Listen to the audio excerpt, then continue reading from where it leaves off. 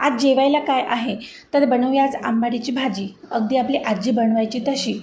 या भाजीमध्ये भरपूर प्रमाणात विटॅमिन सी असतं, त्यामुळे ही आपल्या ओव्हरऑल हेल्थकरिता खूप गुणकारी आहे। चला तर बघूया। भाजी स्वच्छ धुवून घेतली आणि उकळत्या पाण्यामध्ये टाकून 1 मिनिट ब्लँच करून घेतली। ही भाजी आंबट असल्यामुळे पाण्यात टाकलं की लगेच हिचा रंग बदलतो, त्यामुळे 1 मिनिटात ही भाजी काढून घ्यायची। आता गॅसवरती कढई ठेवली, त्यात तेल टाकलं। तेल झालं की त्यात जिरं, भरपूर लसूण,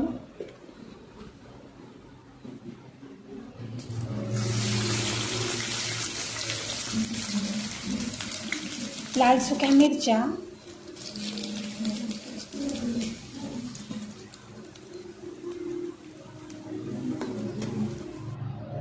आणि कांदा। कांदा परतून झाला की आता आपले बेसिक मसाले टाकूया। हळद, तिखट आणि मीठ। तो मी शूट करायचं राहून गेलं। आता हे छान तेलात परतलं। आता आपली भाजी टाकून घ्यायची आणि 1 मिनिट वाफ काढून घ्यायची।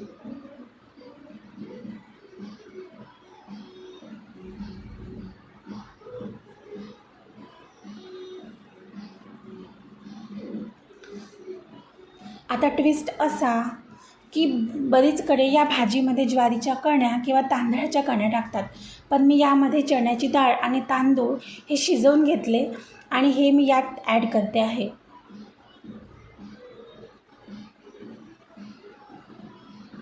हे सगळं मस्त मिक्स करून घ्यायचं आणि भाजी उकळल्यानंतर जे पाणी होतं शिल्लक, ते पाणी पण आपण यात ॲड करून घेऊ आणि चवीनुसार गूळ।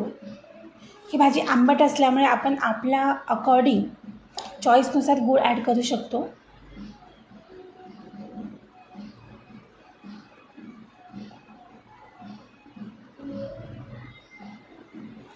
हे भाजी शिजवलेलं पाणी ते आपण यात ॲड करून घेऊ